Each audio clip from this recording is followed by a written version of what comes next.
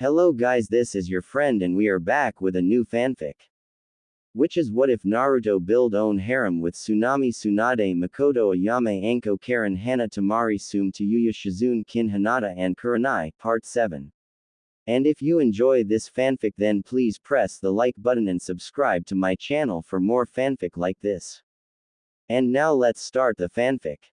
Naruto rolled his neck as he got out of bed, feeling more than a little bruised and sore. Despite the completion of the mission from the day before, he couldn't help but feel a little beaten up. Mizuki had managed to escape the day before with the legendary stupid brothers and Naruto had been tasked with bringing him in. The mission had been dangerous. Mizuki had obviously been training inside of Konoha's prison. Then the two brothers had also been a hassle. Iruka had even got hurt. Naruto moved to stand under the shower, remembering the day before. The two stupid brothers he had decimated until he realized they were more worried about their stomachs than they were the actual battle. He told them to go back to the prison, they'd get 3 square meals a day. With Mizuki they weren't even guaranteed a single meal each day. That had gotten them to head back to the prison. Naruto had been surprised by their raw strength, it was no wonder that Konoha hadn't executed them. They were too valuable if they had that sort of strength. Mizuki, Naruto found out, had been given something by Orochimaru. It was like an incomplete cursed mark. Naruto didn't bother trying to take Mizuki in. He had to struggle to get close enough with his Rinnegan abilities, but he managed to absorb Mizuki's soul. That had been an interesting experience. Naruto got Mizuki's experience and memories and it had almost made him throw up. Despite having done it to Orochimaru, Naruto didn't get the emotions involved as well, just the memories. Naruto was also dealing with the backlash emotions as well. Mizuki had a lot of hate inside of him, but for a time he had genuinely loved Tsubaki. Naruto had been tempted to take her to his bed, to experience that love that she had given Mizuki. In the end Naruto chose not to. Not because she wasn't a good-looking woman, she was, but more because she just cared too much about Mizuki. He couldn't bring himself to do that to her. He at least lied to her, telling her Mizuki's death was quick and painless. Naruto was sure he could even force her to desire him more than she had loved Mizuki, but thinking about the woman, Naruto didn't use his UAL aura on her. He rinsed out his hair under the hot water and shook his head out a bit. If Naruto did such a thing to Tsubaki, it might as well be a date rape drug. He had done it against Kagero and Kotohime and that had been bad enough. He wasn't doing it to an ally. Naruto stepped from the shower and quickly got dressed. He sat down on his couch and he looked at his hand. He closed his eyes, trying to focus. He inhaled slowly and exhaled. He was trying to steady himself. He was trying to wipe his mind. To use the divine chakra, he had to use logic and not emotion. He had to clear himself of emotions. His divine chakra allowed him to use techniques with less chakra, it was more about control and less about power. Using the demonic chakra, it was all about power. The stronger the technique, the better it was to use demonic chakra with. He felt a flicker and saw the slow glow of white around his hand and he closed his hand, managing to hold it long enough to do so. Pride welled up inside of him and the white glow vanished. Damn, he whispered to himself before he stood up. He had work to do and had to report into Tsunade. Naruto spoke with Iruka and found out that as a Chunin he was almost constantly doing missions, particularly C ranks. He didn't mind at all, but he wasn't scheduled for a break anytime soon. It was why Iruka taught at the academy. It was easier on his schedule and he enjoyed teaching. Naruto shook his head while grinning a bit to himself. So this was what he signed up for in particular. He had to say that he was enjoying it. Then again, he was hoping to be Konohamaru's Jonin instructor instead of Ebisu, but there was no guarantee of that so he'd have to make do. He made it to Tsunade's office while she was still sober and looking over what looked to be a mission request. He stepped forward and straightened his posture out a bit. Uzumaki Naruto reporting in. Naruto said and handed the scroll of all the memories he had gotten from Mizuki. Tsunade accepted the scroll and briefly glanced over it. She glanced up to Naruto for a moment. I have a B rank for you, you'll be leading a team of jennon, team 8 to be specific. Naruto nodded his head, his arms tucking behind his back. Aburame Shibi, head of the Aburame clan, has requested a mission to retrieve a rare beetle that they have set up a large forested plot of land so that its population may grow. Shibi has told me that it rained in the area yesterday, making it a perfect time to go hunting for the beetle because they mate just after a storm and the beetles then lay their eggs. It's important that you get to the eggs before they hatch, even if it's just one. Tsunade said, setting the scroll Naruto had given to her aside. She stamped the mission request form. The Big CH is capable of tracking any scent given to it when it's freshly hatched. In fact, it memorizes the first scent it smells when it's hatched. Naruto listened to the mission details, nodding slowly as he thought about it. And why Team 8? He asked. I understand the tracking aspects, but isn't Shino a little too close to this mission? Tsunade looked up. And what do you know of entomology? She asked. Naruto thought a moment. Point proven, he said and nodded. He would most likely be stuck with an Aburame anyways, might as well make it Shino. Tsunade gave Naruto the mission scroll. Team 8 should be at training ground 8 at this time. This should just be an easy tracking and retrieval mission. The only reason why it's a B rank is the importance of getting to the Big CH before it hatches. Get going, Naruto. Naruto offered a salute before he headed out of the building, looking over the mission scroll. A bug that could track any singular scent better than even an Inuzuka hound, he could see how that would be a valuable asset to obtain.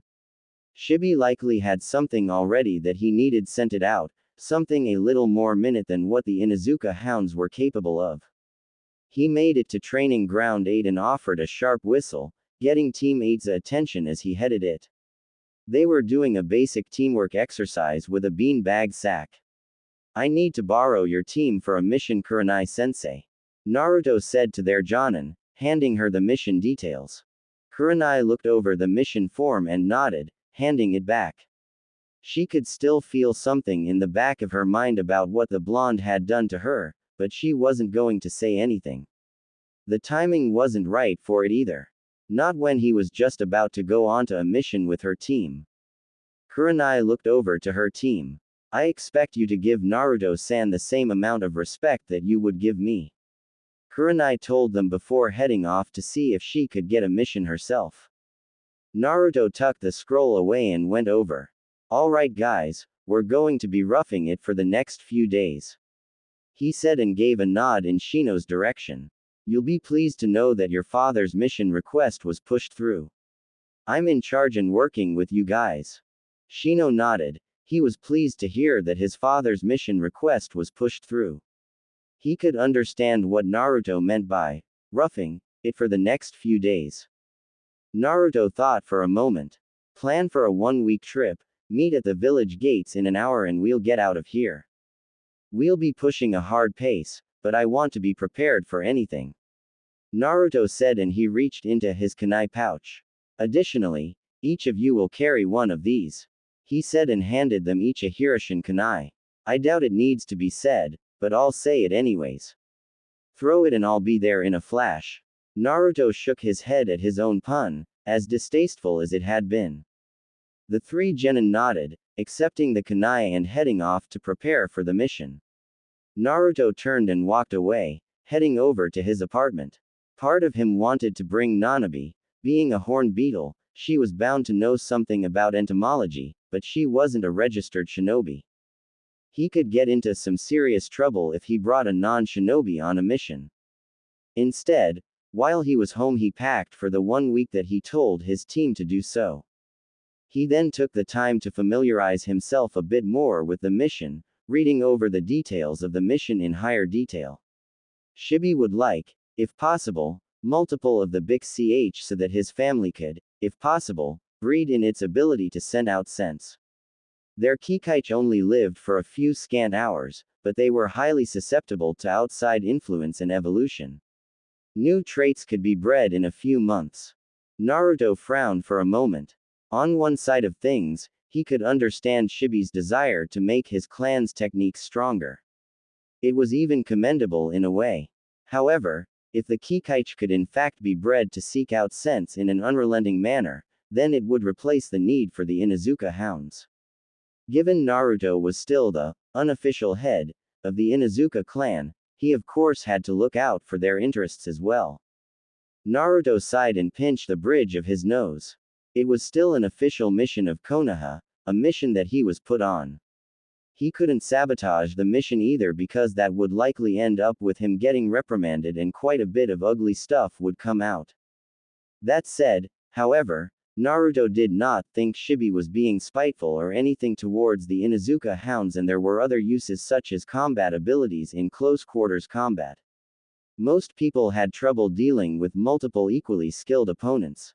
Naruto sighed a little bit before he stretched himself out and checked his time. There wasn't a lot left, but there was plenty for him to get to the meeting point, so he headed out. He dashed over the rooftops and quickly landed in front of the gates. He saw that his team was ready and he nodded to them. "We're all early, so let's go," he said and quickly led them out of the gates. Naruto led them with the map he had memorized.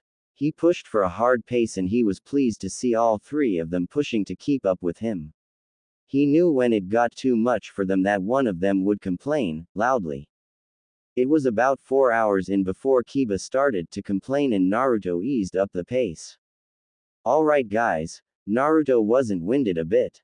He could see Hinata was breathing a little heavier, Shino was obviously out of breath even if he hit it well enough, and Kiba was breathing hard as well. Naruto was amused to see even Akamaru panting. "We'll keep walking as we take our break. I'll give you 5 minutes to stretch yourselves out a little bit and get a bit of water into you before we continue to walk," the blonde said. He watched the three unscrew their canteens and take some drinks of water.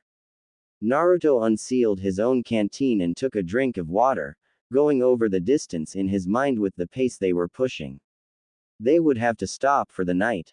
Naruto rolled his shoulder and watched his team stretch out before they started to walk again. Naruto put an easier pace and listened. He found it odd how Kiba did most of the talking while Hinata and Shino only gave input when it was required or when they felt the need to. That didn't mean it was an unsuccessful conversation, just a rather minute one that Naruto was unable to follow because he didn't know Shino's and Hinata's telltale signs the way Kiba did. Naruto was momentarily surprised when Hinata moved to walk beside him. "Ayame made these for you and Naruto-kun," she said, holding up a small container of rice balls. "I already gave Kiba-kun and Shino-kun theirs." Naruto accepted the small container, glad to see they were normal rice balls and not shaped like anything weird like his head or something. He knew the shy girl liked him. Hell, she wasn't even so shy anymore. He took one out of the container and bit into it, enjoying the taste. There wasn't any Jiraiya around to steal them from him either. "Thanks Hinata-chan," Naruto said, giving praise to the girl. "They're really tasty. You'll make a good wife for some lucky individual someday." Naruto couldn't help but have an amused look on his face when the girl turned beet red. He knew exactly who she had in mind as she gently touched the sides of her face. Naruto made sure to finish all of them and continued to walk at a quick pace. When an hour had passed and everyone had caught their breath, Naruto started them at a hard pushing pace once more. Naruto kept this pace up for another 4 hours like he had done earlier before he had them begin to slow. It wasn't long before they found a suitable place for a camp and he helped them set up. Naruto lay in his tent later that night, just staring up at the top of his tent. He was wide awake sorting through some memories of a clone that had went off on its own for a while and he heard some rustling. He poked his head out of the tent and saw Kiba's tent unzipped and he lay sprawled out with Akamaru on his head. Naruto shook his head at that. Shino's tent was zipped tight but Naruto gently unzipped it, seeing Shino laying inside covered up in a cocoon-like sleeping bag. Naruto repressed the snort, not wanting to wake Shino. He zipped the tent back up. He moved over to Hinata's, unzipping it just a little bit. It was neat inside and tidy. More importantly, it was empty. Adrenaline surged through him and he moved immediately with all the stealth he had as he looked around. He heard some more rustling in a bush and headed over, going towards the river. It was a tactically sound direction. With a tracking-oriented team, the river would allow someone to lose their footprints and their scent. Naruto stealthily moved through the bushes, not making a sound. He paused as he saw a figure at the waterfall. It was Hinata. Naruto blinked as he realized Hinata was, her body silhouetted by the moonlight. She moved with grace over the water, spinning on the balls of her feet or up on the toes. It was an intricate dance, but why was Hinata doing it? He then saw it. Water splashed up and with all the grace packed into her lithe but budding form, Hinata began to swing her arms in a circular fashion. The water was slashed apart by razor-thin blades of pure chakra. It was a defensive move with highly offensive capabilities. Best of all, it was unlike the Hyuga's Kaden where it had to be constantly trained so a person didn't get dizzy from the spinning and seeing everything all at once spinning around. Hinata was in a stationary position, her arms moving and striking at a complete 360 degrees. Flexibility like that was impressive. Naruto smiled a bit before he turned away and crept away carefully so he didn't startle the shy girl. She had a major crush on him, he knew that. He might end up giving her a heart attack if she found out he saw her so soon. Not that she has anything to be ashamed of. He muttered softly as he got back in his tent. Hell, I've seen girls older than her that aren't that developed. He said. Not that he minded, of course, just stating a fact. The next morning, Naruto helped pack up and pushed his team to make it to the forest by noon. They made it, though everyone else was exhausted. Naruto chuckled a little bit. If being a shinobi ever didn't work out, he could always be a courier. Naruto gave a bit of time for his team to get their breath back. They were a good strong team, he'd say that much. He and Sasuke were powerhouses, able to run for the 4 hours. Sakura usually struggled so Naruto ended up carrying her until she caught her second wind. Team 8 though, none of them needed to be carried. They pushed on ahead and stopped when they needed to. They might not have the raw power that Team 7 did, but they were better off in his opinion. He gave a sharp whistle to catch their attention. Alright, we're here now and we're going to be splitting up. He told them. I have no idea what the Big CH looks like, Shino. The Big CH looks very similar to a horn beetle only it has blue eyes and a long nose-like projection from its head. Shino said after a moment of collecting his thoughts. There is also another beetle that looks very similar to the Big CH only it's massive, larger than a person. Naruto nodded. Any idea how small a Big CH is? He asked. It's small enough to land in the palm of your hand. Shino said. Naruto looked over his team. Alright, we have our target and we know what it looks like, sort of. Let's get to it. We're going to split up. Each of you have one of my kunai. I'll be sending a clone out every hour for a status update. Let's try to get out of here before too long. Any questions? Kiba looked around for a moment. What if we find it? He asked. Throw the kunai and I'll come. If you can, seal it up just to be on the safe side. Naruto said instantly. 2 more things to note, Shino said speaking up. First, the Big CH we're looking for will be in an egg state but the mother tends to watch over the egg she has lain so if you find the mother, inevitably she will lead you to the egg. Second, the Big CH will have an egg on the underside of her abdomen if she has not laid an egg yet. Naruto nodded in acknowledgement of the information from Shino. You've heard him people. Keep your eyes open, your senses sharp. He told them and he watched them take off into the forest. Naruto pulled another Hiroshin kunai from his pouch and stuck it into a tree. It would be a good point to restart from if he got too lost. He then turned to look at the forest and offered a small sigh. This is going to be a pain in my with that small statement, the blonde raced into the forest, activating his Sharingan so that he could pay better attention to the smallest of details. Naruto kept his pace quick enough that he could search a large area faster, but slow enough that his eyes would follow. In 2 hours, He was on the other side of the forested off area and he planted another kunai before racing back in, looking around more. He could see the others, occasionally, looking around. But this was an Aburame reserve, for lack of a better term, and it was teeming with insects. Now he also knew why it was AB ranked as well. It took him roughly an hour to make one straight trip through the forest, and so every time he hit the edge, he sent out 3 clones to find and talk to Team 8. Thus far there wasn't any progress. At the end of the day, he called them to a river flowing through the forested area and had his team camp out. The next day started off about the same for Team 8. Hinata was looking through the forests. She had memorized the picture of the beetle provided with the mission, and she had memorized the information Shino had provided.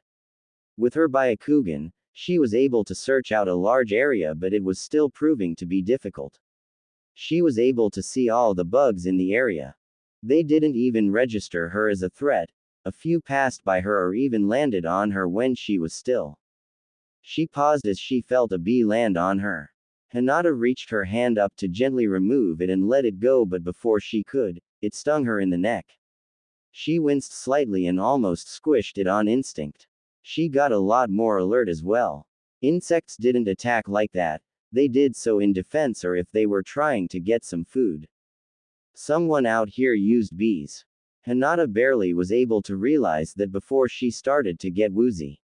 She had been poisoned. Naruto-kun, she whispered, reaching for her utility pouch. She needed to alert him. She grabbed the kunai and was about to throw it, when she fell forward unconscious. A trio of Iowa shinobi dropped down from the trees, the leader of them being a brown-haired woman with blue eyes. She wore a purple kimono with red trimmings that was altered to show her legs and a pair of stockings that came up to her thighs. She was flanked by a blond man wearing glasses and gray robes that hung off his shoulders and another man with black hair that also formed into a beard and a mustache that wore the same gray robes that the blonde wore. Search her, the woman said to her brothers and watched as they moved over to the Konoha jennon and began to search her. Perhaps they could sell her to Kumo as well as steal the big ch. Their clan had been lacking in funding in recent years. She clenched her fist a bit. The Aburame would be dead though, there was no doubt about that. After what that bastard's clan did to hers, there would be no mercy. Tsuzumaki. One of her brothers called her name. She looked over to Jabaki and he was holding something distinct. Something every Iowa nin was terrified of. A Hiroshin marker kunai. She sprang into action and grabbed it. She then stuck the kunai into the ground, handle first, and commanded a nearby colony of termites to destroy the handle. In moments, the wood was eaten through and she drew it back out, looking at the metal that remained. Konoha has another yellow flash. She asked herself, clenching the kunai tight. Tsuzumaki knew that her clan's standing wasn't great enough in Iowa for them to be privy to the details of their spy network in other villages, but there should have been a general order going out when Iowa found out about a second yellow flash. So how in the hell did Iowa miss something like this? Tsuzumaki breathed a little heavier and began to pace a bit. This mission just got a hell of a lot more complicated. Noki had barely let them come to this damned forest. They were not to be caught by the Konoha shinobi at all, not even to spit at their direction. She paused and exhaled deeply, looking at the kunai in her hand once more. It was not Namikaze Minato, of that she was sure. They had it confirmed. The Yondaime Hokage had died against the Kyuubi no Yoko, presumably making a Jinchuriki. So that meant it was someone else. Given that the blonde was running around, often sending clones to meet with the other 3, it was bound to be him that was the next yellow flash. Tsuzumaki repressed a shudder. She did not like the thought of facing him. Chunin or not, the blonde held himself with an air of power. Not even an arrogant power, but just sheer power. Her clan desperately needed the big ch so they couldn't just abandon the mission either. Flee on sight, she whispered, remembering the big bolded letters of the Yondaime's page in the bingo book. She prayed to Kami that the blonde wasn't at such a level already. She also had to realize that with the downing and kidnapping of one of the blonde's teammates, he'd get put on alert to the fact they were there and he'd start looking around for her. Just from one look at a kunai, an easy snatch and grab mission turned foobar. Cocoon her up, she ordered her brothers quickly. And move her towards the river, put her in a tree or something. If she falls, she falls. Tsuzumaki needed some time to think, and the pale-eyed brat in danger would give her a bit of time to find the damned bug and generally get the hell out of the forest. She watched her brother tote the brat off and she sighed a little bit, looking once more to the kunai. She hurled it as hard as she could at a tree and let it strike the wood before turning to walk away. It had been an hour. Naruto was getting worried now and he showed it as he raced through the forest, flashing back to the kunai he had in all the cardinal directions and starting over in a different direction. He had alerted Shino and Kiba and they had yet to find anything. Hinata was missing and he couldn't feel the beacon he had given her. It was a recipe for disaster if he ever heard of one. Worse, he knew there was enemy shinobi in the forest. He had caught glimpses of them, unmarked shinobi. But when he paused to chase after them, they had managed to peel away fast enough he couldn't track them. The destruction of his beacon also was a strong indicator. He felt a beacon in the back of his mind and he flashed over to it, only to find himself in a pit with an injured Kiba and Shino. Naruto turned to look up at the three shinobi he had marked squarely as enemies. Though, he'd be honest and say the chick was sort of hot. They also held the high ground of the pit and he hadn't quite mastered teleporting with people yet, so he couldn't just flash himself and Shino and Kiba out of the pit. It was a bad scenario for them. It wasn't worst case, not yet, but it was bad. Any ideas on who they are? He asked Shino, not at all trying to hide his annoyance. Shino adjusted his glasses a bit on his nose. I believe they are from Iwa's Kamizuru clan, a rival clan to the Aburame at their prime. Naruto nodded, rubbing his chin a bit. He could hear a bit of annoyance in Shino's voice, something that spoke volumes about the situation, much more so than Naruto's annoyance at least. Shino was never annoyed. The brown-haired woman of the group bit into her thumb and summoned a giant bee that she stroked fondly for a moment. Kill them, she told it. It seemed to spit out beeswax at them. It would certainly make things difficult.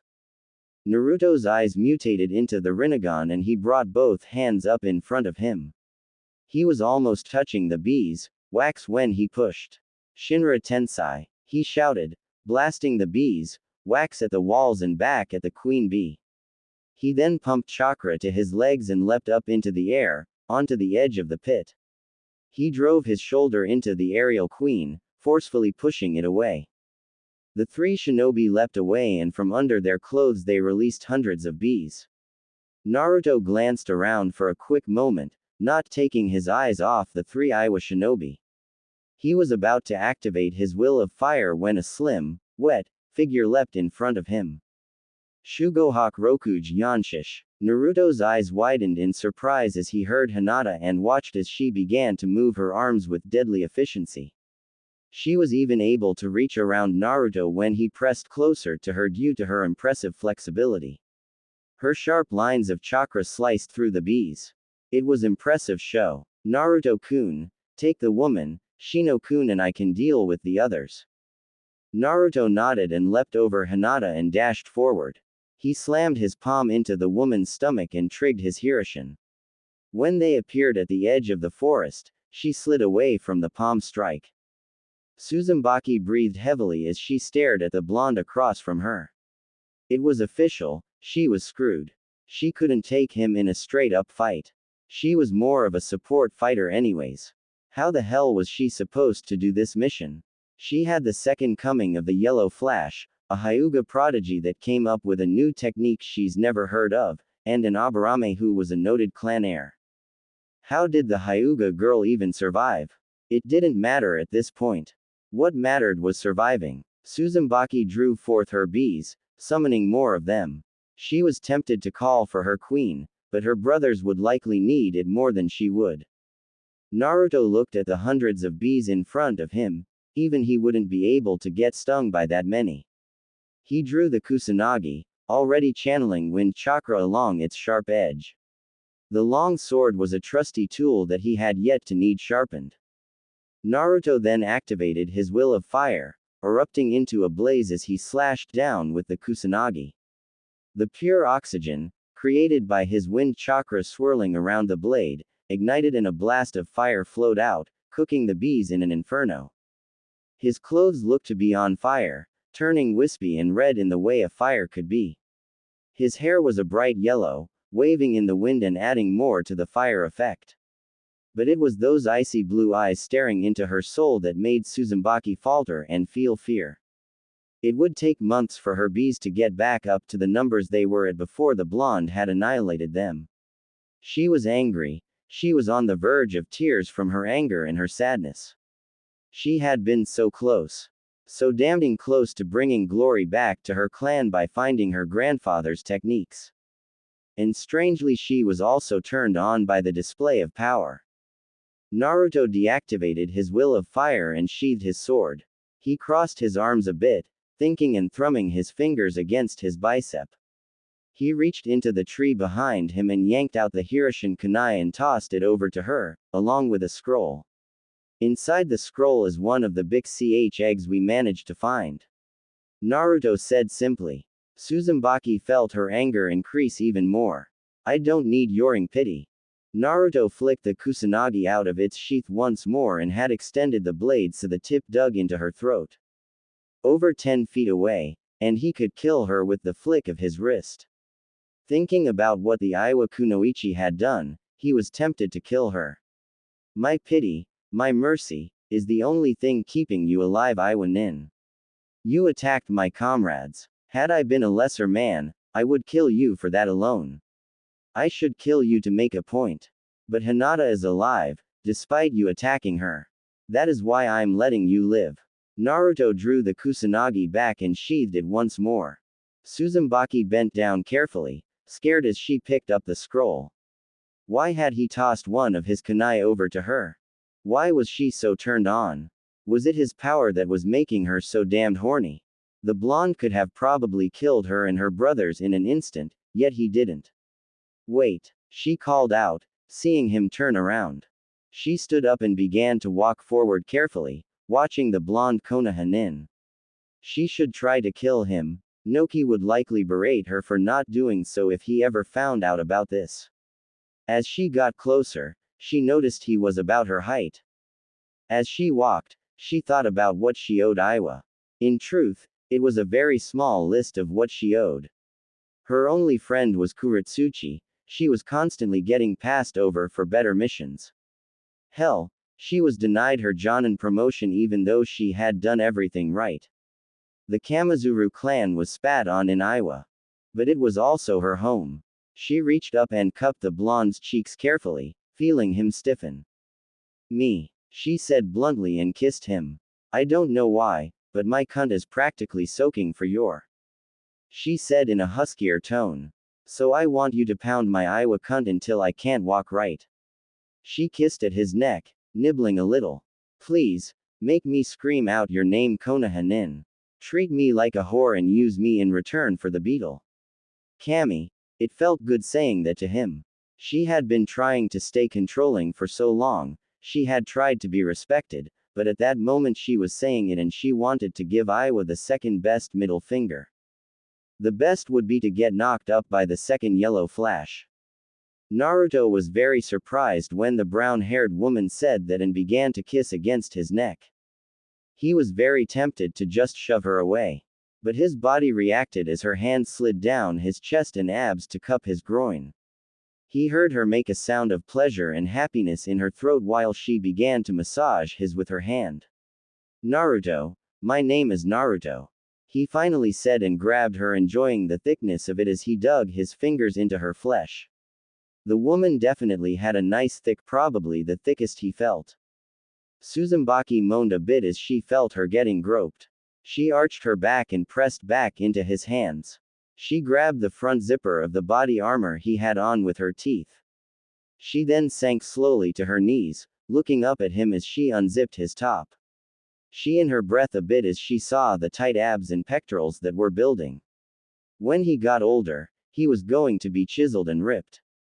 She sincerely hoped she got to see that and experience it someday. She then began to kiss over his exposed abs and pectorals, nibbling on the skin and his nipples a bit. She felt him shudder and it brought a pleased jolt through her that went right to her wet. She worked her mouth on the button of his pants after kissing her way back down. It took her a moment but she eventually got it to release and she nuzzled closer, unzipping them with her teeth as well. She unfortunately had to use her hands to peel off his pants enough to expose his fat balls. She practically purred at the sight of such a size. Tsuzumaki leaned up under his and began to lick at the underside with just the tip of her tongue. She was slow, teasing. She could have just started to have him her mouth, but that wouldn't be fun. She teased the ridge of the head of his before she brought it into her mouth, swirling her tongue around it. She loved his taste. He tasted like a real man, not those weak bastards in Iowa she had slept with.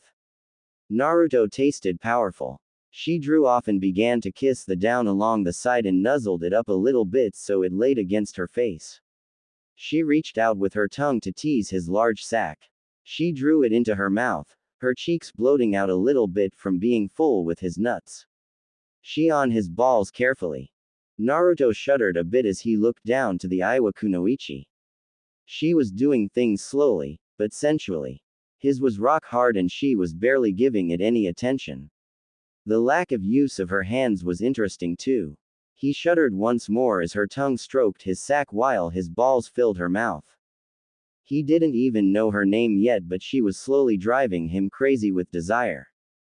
Slowly Naruto reached down and grabbed her brown hair, carefully pulling his sack out of her mouth with a slight pop on her end. He put the tip of his on her awaiting tongue and slid into her mouth. She didn't deep throat him, but it was still quite pleasant to feel her tongue working over his. He began to thrust vigorously into her mouth, making her give off little gagging noises as he did so. She never took him deeper than about halfway but her eyes stayed focused and looking up at him while her tongue slid all over his shaft. Who would have thought that an Iwa kunoichi was such a... Tsuzumaki bounced her head on and off of Naruto's as his hand stayed on the back of her head and his hips thrust into her mouth. Her hands came up to her obi and untied it, soon shimmying out of the modified kimono to show off the black bra and shorts she had on underneath. She slowly drew back off of his, hard as she drew the saliva off with her mouth. Her lips came free with a small pop and she looked up at Naruto as though savoring his taste. "Does my hot wet mouth please you, Naruto-sama?" she asked, breaking up each and every syllable to his name. She cupped her with her hands. Her were little more than a handful, but she was pleased with them. "Do you want to shoot your hot creamy manliness all over my tits, Naruto-sama?" she asked, tweaking her nipple with her fingers. Tsuzumaki was pleased to see Naruto's twitch at her words. She stood up from her squatted position and hooked her thumbs into the waistband of the tight shorts. She then began to peel them off her body, bending down at the waist and laying a kiss on the top of Naruto's as she did so. She then began to lick it once more, bent over exactly like that. She stood back up and allowed the shorts to drop to her ankles before she stepped away from them. She then squatted down, keeping her legs spread. She teased the edges of her with her fingers, toying herself as she allowed her hot breath from her moans to run over Naruto's. Naruto groaned at the Iwa kunoichi's actions. He finally just couldn't take it anymore. "Coming," he said and gave a slight grunt. He felt her fingers tighten over his and pump away at it, trying to get as much cum as possible. Tsuzumaki moaned out as she felt a thick trail of cum splatter against her cheek, the second shot taking her on her chin and dripping down onto her. Her pumping hand got more out of him with a third shot taking her on the other cheek. The fourth and fifth both splattered against her and upper chest. She moved her hands away from Naruto and her. She then rubbed the cum all over her face, kissing the tip of Naruto's as she ran her hands through her hair. She flicked her tongue over the tip. "Why thank you, Naruto-sama," she said in a husky tone. Tsuzumaki then laid back onto the ground and watched Naruto move to kneel between her legs.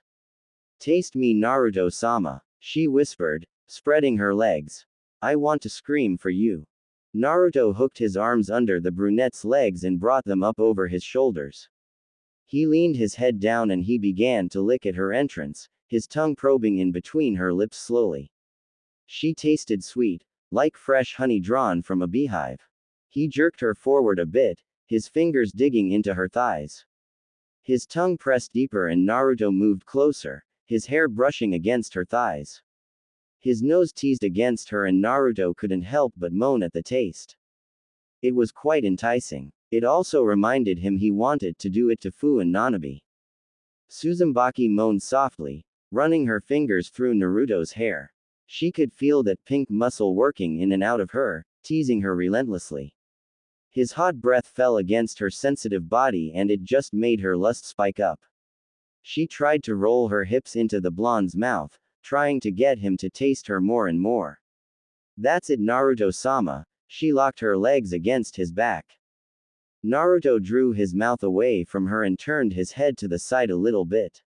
He began to kiss along her inner thigh, teasing her a bit and making her shiver. He nibbled and her toes curled a bit against his back. Naruto nibbled against her lips and her back arched even more, even with the slightly uncomfortable position for her. Oh shit! Tsume cried out as she felt Naruto turn and lick her. His tongue swirled around it and her legs gave a spasm and her insides began to twitch. She was going to cum. The Konoha was going to make her cum so hard. Not even Deidara with all of those mouths had been this good.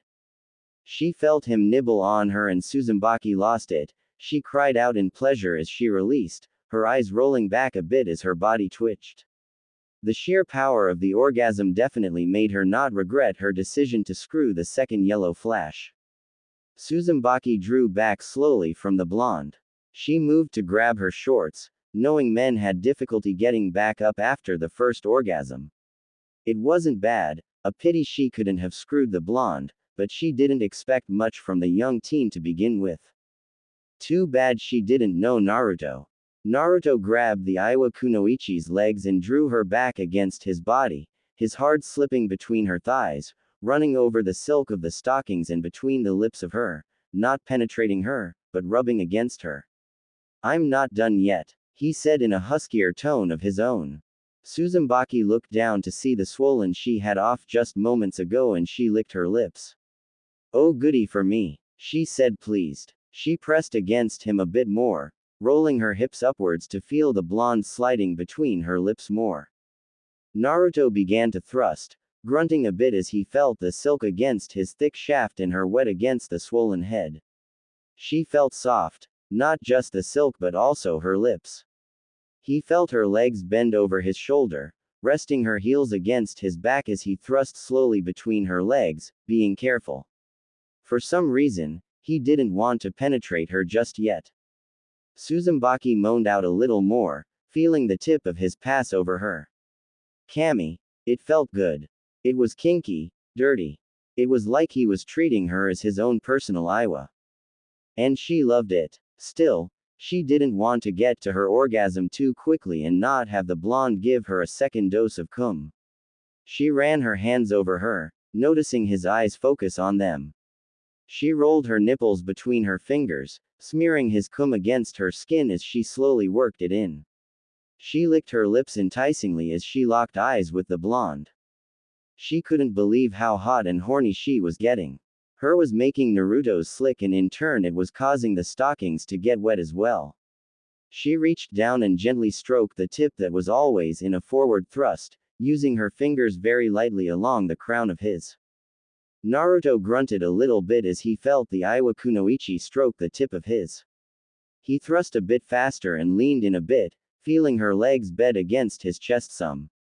He grabbed one of her perky in one hand and squeezed at it, getting her to moan out some more.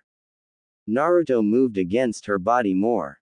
His breathing was getting a little more labored. He stared into her eyes for a moment. Tell me your name, Iwa-chan. He told her. She licked her lips. Tsume, my name is Tsume. She said and moaned a bit more. How did you learn how to treat me like this? She asked in a huskier tone, reaching up and grabbing at his shoulders. Experience, lots of experience and a good imagination. he said and grunted a bit. Tsuzumaki gave a small whine. Me and pound into my until I've been broken. She said. Show me how a real shinobi's. I'll be the Iwa if you be the Konoha stud. She said. She was so close to the edge, she wasn't getting any closer and it was sheer torture for her. She needed to come, she needed it. Naruto repositioned himself and pushed himself into Tsuzumbaki's tight cunt, feeling her folds try to reject him. He allowed a slight confident smirk tug at his lips as he realized she was forced to stretch to accommodate him. He glanced to Tsuzumbaki's face and realized she had released, her face twisted into a silent scream of pleasure. She came as he had entered her. She was so worked up and so horny that when he pushed in with that thick, she was set off. She was breathless, unable to even properly scream out her pleasure. She felt her slick folds grip at his as he dragged out of her body and then began to push inside of her. Her legs twitched a bit as she felt that thick pressed back inside of her, a little deeper than before. Her orgasm was extended by the thrust and it felt so good to her. Naruto repositioned himself a little bit more. He grabbed Tsuzumbaki's legs a bit tighter and soon he began to thrust into her a little faster and harder, driving himself nice and deep. When she finally caught a lungful of air, Naruto listened as she began to give loud moans. Oh! Tsuzumbaki cried out as she felt her body worked over by the blonde. She reached down and began to rub at her. She grabbed one of his hands and put it on her, arching up into his hand as he began to squeeze it. Naruto grunted a bit and he drew out of her. He flipped the Iwa kunoichi over onto her hands and knees. He grabbed her hips and drove his back inside of her, getting her back to arch and twist before he began to pound into her, smacking her on the. Tsuzumbaki cried out as she felt the blonde pounding into her from behind. She smacked her fist against the ground as she felt him driving his inside of her, hitting every spot she needed him to hit. She yelped every time his hand fell against her. Her juices were soaking her thighs and her nipples ached. And she loved it. Naruto grabbed Tsuzumbaki's hair tight and gave a loud sound of pleasure before he released inside of her, his hips jerking as he filled her with his hot cum. Tsuzumbaki twitched some, her eyes threatening to roll back into her head from the pleasure. She had another orgasm, she could feel every twitch the blonde made inside of her body. She could feel how deep his hot cum was filling her. She shuddered and almost collapsed had an arm knot wrapped around her body. Naruto eased out of Tsuzumbaki and watched as his seed spilled out of her and down her thighs a bit. He was breathing a little heavier and had a light amount of sweat on his face. Still, he needed to get back to his team. Naruto stood up, brought the Iwa kunoichi up, helping her find her feet, even though they likely felt like jelly. There's a river not that far away from here. Naruto told her. I'm going to go back to my team, hopefully before they kill your team. He said honestly. Naruto got dressed as quickly as he could, knowing the scent of Tsuzumbaki was heavy on him. If Kiba asked, Naruto could always say she had been better in taijutsu than he thought. Tsuzumbaki went to pick up both the kunai and the scroll the blonde had given her. She was about to give the kunai back when he turned and began to walk away, motioning for her to keep it. Before he fully got to the trees, she had to know. Why are you letting me keep this? She asked. If you need me, just throw it. I'll answer. Naruto said before he focused on another of his kunai and flashed over to it before he ran the rest of the distance to his team. He saw the other two Iwa shinobi, both holding their own, admirably of course, but Naruto had devastated the queen rather well and Hinata had killed several of the bees. Enough. Naruto roared out, getting all the fighting to stop. Putting on an angry facade, he moved over to the two. Your team leader is that way. Leave now, and if I see you in these woods again, I will kill you both painfully and slowly. Naruto told the two. Naturally they moved to run off, spewing off threats and promises. Naruto shook his head and he went over to see Hinata and Shino both breathing heavily. Any longer, and it could have been anyone's fight really. Good job you two, Naruto said. Shino nodded and managed to collect himself. You lost a big CH scroll. He said as though it was a fact. Naruto looked to his belt, where the 3 scrolls had been and only 2 remained. Granted, he had thrown one to Suzumaki. Damn, she must have nabbed one while we were fighting. She was better at taijutsu than I had anticipated. And yet you still beat her. Shino said, adjusting his glasses. An impressive accomplishment, given her bees were likely venomous. Naruto shrugged and clapped Shino on the shoulder. Fire makes for a wonderful bug repellent, Shino. He said before he moved over to Hinata and touched her shoulder. Good job, Hinata-chan. The Hyuga girl blushed and dipped her head and Naruto moved away from her. Naruto leapt down the hole and grabbed Kiba, who had been bundled up, and tossed him and Akamaru to the top of the hole. Naruto then jumped back out and cut them free. So, Big CH recovered, Iwa Nin fought, time to go home?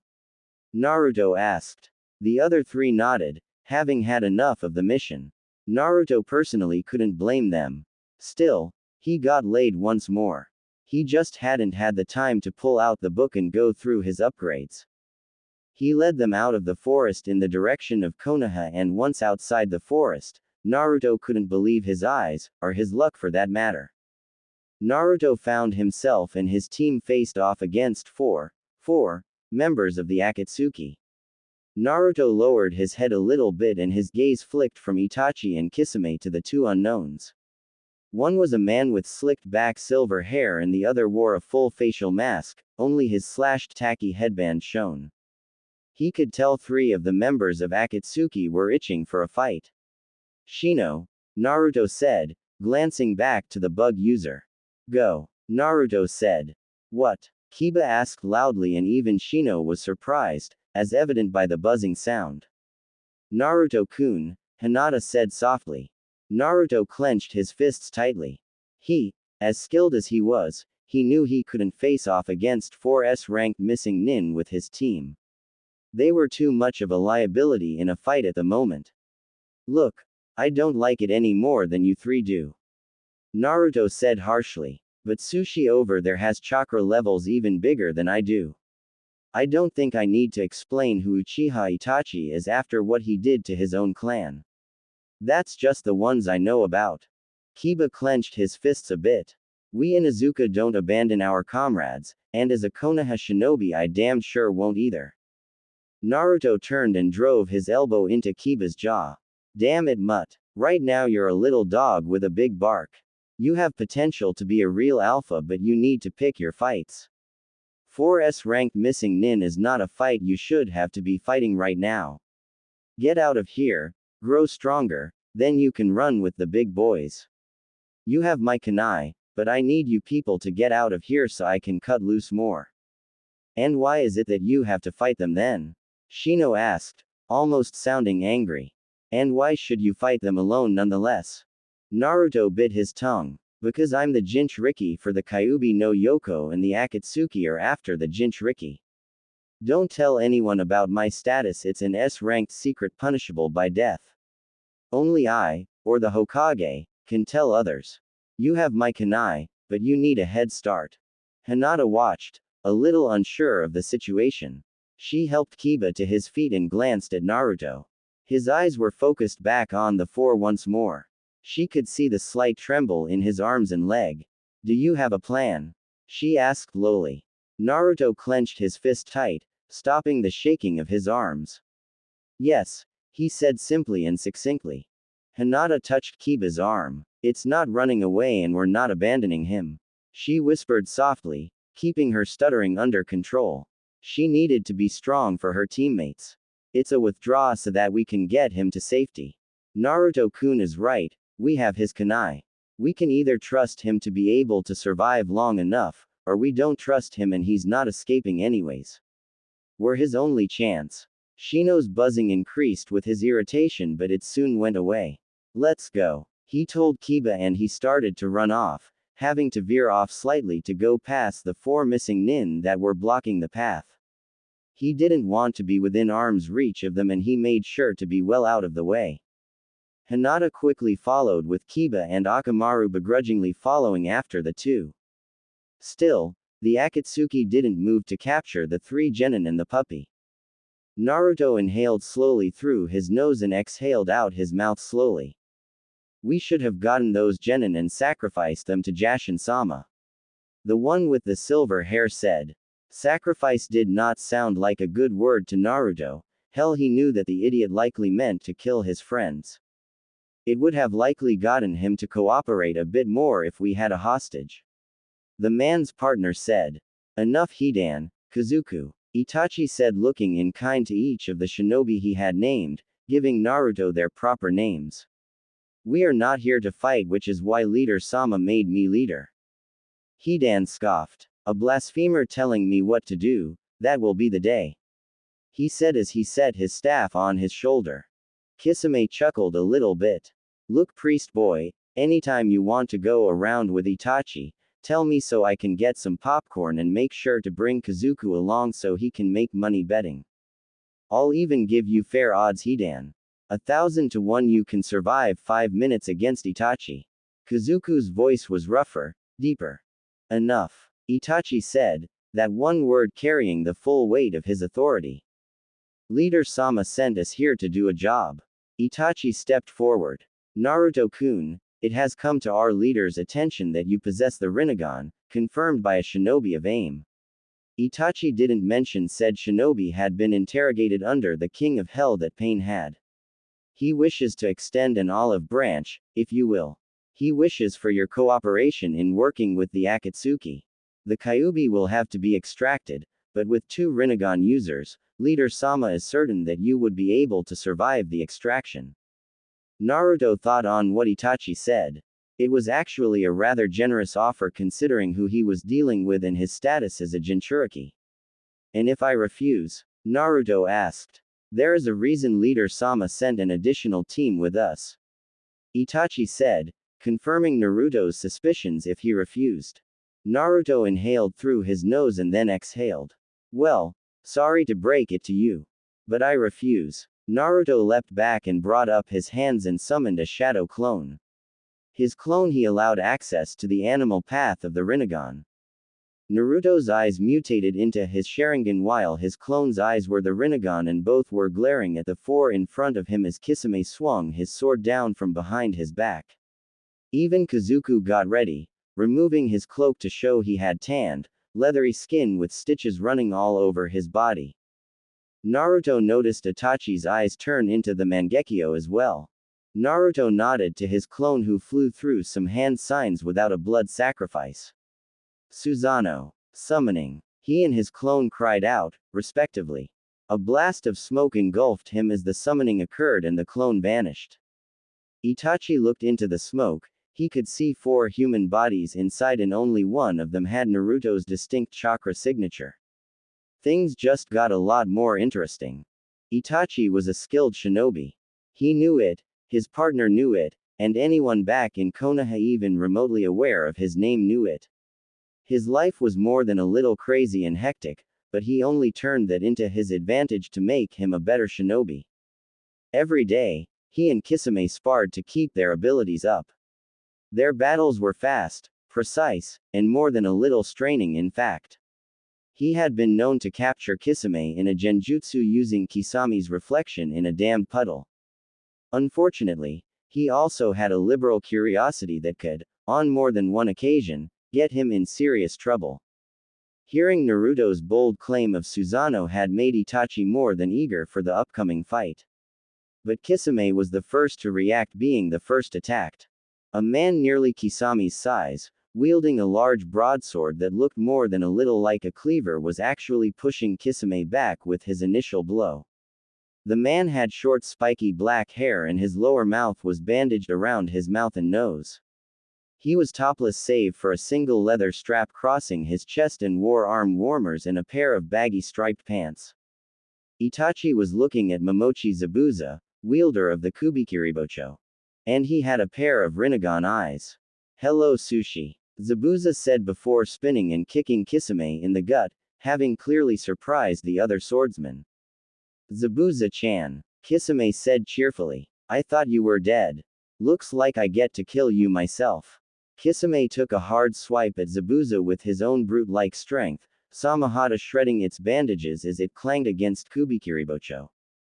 Hidan grinned, looking on with no small hint of bloodlust, readying to throw his scythe. His exposed back was hit with 4 projectiles that thumped into his back, and he turned to see a teen stepping from the smoke. The teen had pale skin and white hair, with bright green eyes that held a lack of expression that could rival Itachi. He had 2 scarlet dots in the middle of his forehead. He wore a light lavender zip-up top that was already around his waist, leaving his upper body exposed, with a pair of black pants and blue sandals. Hidan noticed that this one too had Rinnegan eyes. "I will be your opponent." The teen raised his hands up and fired off his fingertips, revealing it to be a Kagaya. Hidan leapt back away from the projectiles and threw out his scythe on the cable, looking to end the teen's life, or even sacrifice him to Jashin. Kakuzu looked on in interest as Hidan battled against the Kagaya. He had known of the boy in Orochimaru's employ, his own network of spies telling him the boy had a terminal illness that caused his death, yet he fought like a man with a new lease on life, unhindered by the disease. Kakuzu turned to see a teen with fair skin and long black hair pulled into a bun pierced by 2 Senbon needles. She had large eyes and a slender appearance. She also wore the standard green pinstriped Kiri Hunter Nin outfit. Over it, she had a green haori with white trim kept closed by a brown sash. At her hip, she had the pale porcelain hunter mask of Kiri. She too had Rinnegan eyes. "I shall be your opponent, Taki-san," she said in a soft melodic voice that was damned polite. She even gave a small bow. "I hope I do not disappoint you." She then put the mask on her face and opened up with a barrage of Senbon. Kakuzu brought up his arm and felt the Senbon slam into his skin, most bouncing off but a few penetrating even through his jutsu-toughened hide. Itachi looked all around him as the battles were raged, and he glanced to the smoke cloud which finally began to disappear, violently being ripped apart from within. Itachi's eyes shifted to the Mangekyo, even if he hadn't expected to be using them against the Kyuubi Jinchuriki, to be honest. Naruto's Susanoo was impressive. It was samurai in appearance, with 4 arms, it had 2 crossed at its waist and holding dual katana at his waist. In one hand that was freed, it held a large long sword, the same sword Naruto held deep at the core of the Susanoo. The other arm held a mirror not unlike his Susanoo's Yata mirror. Lightning arced all around the Susanoo and it was made out of a deep water blue chakra. The helmeted head lowered in his direction, showing the Oni mask hiding the face of the powerful creature. Itachi calmly watched the creature before he activated his own, feeling the pressure on his eyes as performed the technique. He would need it if he had any hope. Naruto dashed ahead, his Susanoo moving wickedly fast as he crossed the distance and slammed the sword against Itachi's own blade. Itachi was momentarily surprised as he locked Sharingan eyes with Naruto as the 2 colossal figures clashed blades. With Zabuza. Zabuza had no idea what the blonde had used to bring him and Haku back to life, but he liked it. He was faster, he was stronger, and he had a few new tricks that he never even thought he might have. He rolled under Kisami's blade and slashed out with his own, looking to lop off Kisami's leg. Samahata reacted and took the blow before trying to lunge forward to maybe eat his leg. Zabuza was never sure with the sword. Zabuza shifted his sword and deflected Samahata upwards as he rose up as well. He swung his blade again, this time trying to take Kisame out at the waist, but the bigger man leapt back before Zabuza could build up the proper speed needed for it. Suiten. Sukoden no Jutsu. Kisame swung Samahata up, blasting out a shark made of water at Zabuza. Zabuza held his ground and took a traditional kendo stance with both hands on the hilt of his sword, channeling large amounts of chakra into his blade. He inhaled briefly before stepping into his slash, cutting through the water and destabilizing its shape. He put both hands over his head, closing his eyes as he summoned up his mist silently. Kisame was the absolute worst at the hidden mist technique. Kisame clicked his teeth in annoyance before he closed his eyes, dredging up all those old memories of training for days at a time in the thick mist surrounding Kiri. It was impossible to be one of the 7 swordsmen without the basic technique coupled with silent killing. Tsume spun and blocked an overhead strike from Zabuza and slid back a little bit from the force of the blow. He clicked his teeth in annoyance again when the water clone splashed down. "You're a one-trick pony," Tsume roared out as he swung his sword at Zabuza this time, and felt some satisfaction hearing the other swordsman grunt. Tsume flashed through some hand signs. "Sweden. Daikoden no Jutsu." Tsume roared out and thrust both hands forward at Zabuza's general direction. A sharp much larger than the previous one shot out at his former colleague. Zabuza knew he wasn't just cutting through this one. He spun his sword around in his right hand and stuck it in the ground before turning and holding out his left hand. This was the first time he had tried this in life or death combat, he just hoped it would work. His hand began to break apart, turning into panels that slid backwards along his arm, showing his wrist was a cannon-like device that began to form a ball of extremely concentrated chakra. Zabuza knew the Daikoden was capable of absorbing chakra, making it larger and faster. It was one of the things that made it dangerous. "Absorb this," he said as he fired the ball of chakra from the cannon. The unstable nature of the weapon ended up ripping apart and blasting open Kisami's jutsu, making it rain down upon both of the men who then continued to clash with their swords. Zabuza leapt back from a horizontal slash and countered with a rising slash of his own. He was momentarily surprised when Tsume caught the underside and tried pulling it close. Zabuza dug his heels into the ground and grit his teeth. "I hate this one," he said as panels opened up at his sides and 2 spare arms came out, catching Samahata. Even Tsume seemed surprised by it. Zabuza brought up his hand and prepared another volley of chakra, feeling it turn back into a cannon. He still wasn't 100% sure if he liked what the blonde did to him, but seeing Kisami's shocked look when Zabuza grew an additional 2 arms and caught Samahata with them, arms that refused to budge and released the sentient sword, Zabuza had to say, it wasn't worth it. With Kimimaro dodged his opponent with disdain as he continued to occasionally throw out his fingertips like miniature projectiles to keep his opponent on his toes. Still, he was unable to kill his enemy, even when one of the projectiles caught his foe right in the forehead. He saw the berserker-like swings of the Jashin worshipper to be a disgusting style. Still, the blonde had said that if Kimimaro could kill his opponent, then he would be granted 1 week to go to Orochimaru. He had not expected to be left out in his field of bones for whatever wanted him.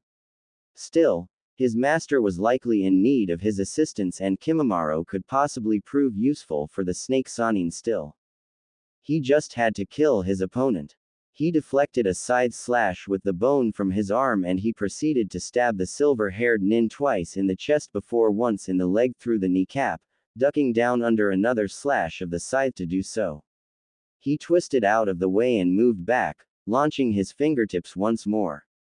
He already grew tired of his foe. He would have left already for Orochimaru had it not been for that damnable blonde. That piece of trash had completely forbidden him from seeking out his master.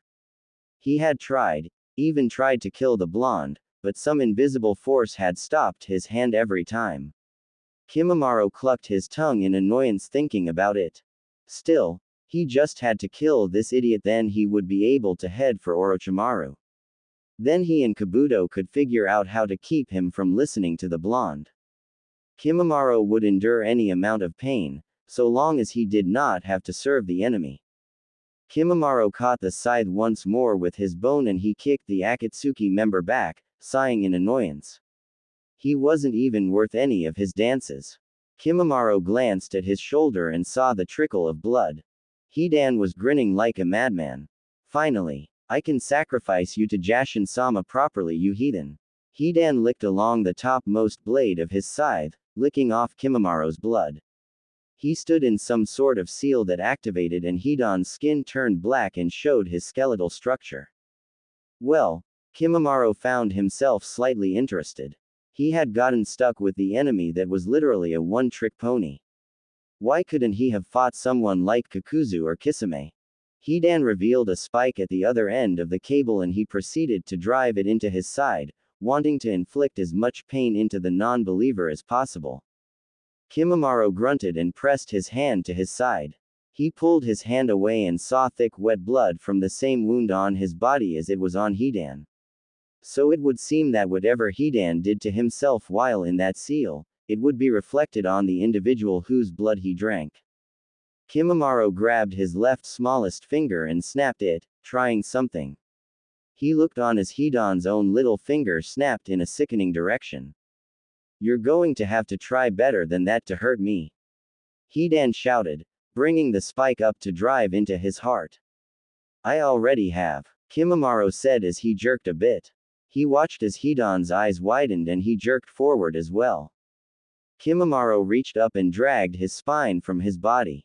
He watched with satisfaction as Hidan's own spine was dragged from his body by some invisible force before the nin crumbled forward onto the ground, unable to regrow his spine like Kimimaro could. Kimimaro turned, about to start heading to the land of rice where he could find Orochimaru. "Come back here, you blasphemous heathen. I gnaw your kneecaps off." Kimimaro turned, unable to fathom how the silver-haired nin was still alive without his spine. He walked over to the silver-haired nin and dragged him out of the circle, noticing the man's body turn back to normal. Kimimaro then drove his bone sword into the man's chest, watching as the man's arms tried to slash at him with the scythe or the spike. Unfortunately, without the vertebrae to act as support for all the nerves and synapses, it made such an action look more like he was trying to flop around on the ground. It seemed he wasn't going to visit Orochimaru until he figured out a method to kill Hidan. "Prepare yourself," Kimimaro said, looking down at the Jashin worshipper with a cold rage in his eyes. "Bring it, you little shitty bitch," Hidan screamed out. With Haku twisted around the strike from the older nin. Her speed and footwork from years of training under Zabuza allowed for her to move backwards in time to dodge the strike. She threw out some Senbon as she moved backwards. She saw the mist that Zabuza brought up and she dipped into it, forcing the fight more into her favor, even if Kakuzu had decades more experience than her. Haku was also unaware of what exactly Naruto had done to her to bring her back, but it at least gave her full movement of her arm after having taken Kakashi's Chidori to her chest. Kakuzu made a small sound of annoyance. The technique on his body barely cost him any chakra anymore, but even he was getting tired of being peppered with Senbon needles. "Kaden Zukoku," he commanded of his fire heart, feeling the mask pull off his back and blast the small fireball, which quickly turned into a widespread technique into the mist, quickly evaporating a lot of the water in the area. He was sure the little girl was cooked. Sensatsu Susho, Kakuzu leapt back as thousands of needles made from ice came firing at him from the mist. "Kaden Zukoku," he called out, commanding his fire heart to blast the needles. "Futon Atsugai," he commanded of his wind heart, which peeled off his back and blasted at the fireball, causing an engulfing firestorm. The steam caused the mist to thicken for a bit before the sheer heat in the various fires began to cause the water to evaporate more. Still, the little girl was standing there completely unharmed. Haku kept up with the blank facade she had used against Sasuke, even though on the inside she was in awe. She had been so sure that the combination technique was going to kill her. Then she had done a most amazing thing. She had absorbed the chakra behind the attack. Instead of a raging inferno to deal with, she was having a warm summer's breeze brush against her.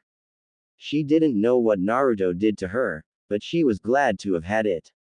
She flipped through a few hand seals, attempting a technique she had not used in many years, partially due to a lack of chakra. Now she was flowing with it. "Hisatsu Hayaso," she called out and stomped the ground just as Kisami's giant shark was blasted apart by Zabuza.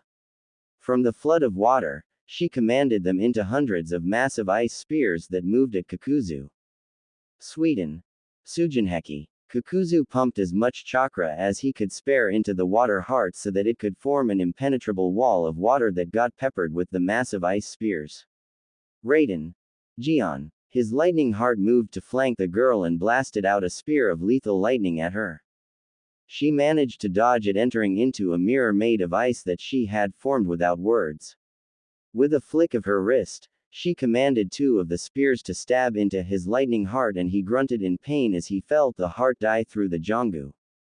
He severed the threads to the heart and brought them back to his body.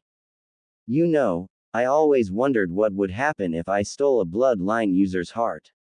Kakuzu said as he cracked his neck to go again. With Naruto. Naruto clashed his Susanoo's sword against Itachi's again and again. His was just a little faster, but Itachi had much more experience using the chakra construct, evident by the way it moved without him having to move with it. Naruto used the shield to block a strike and deflect it over his Susanoo. He swept the sword out for the bottom part of Itachi's Susanoo, but the older Sharingan user leapt backwards, physically distancing them. Naruto moved ahead once more, trying to mentally command his Susanoo to draw the other two swords at its hip, but the chakra construct refused and continued to work with just the one blade. Even still, Naruto felt something through his Susanoo and the Kusanagi.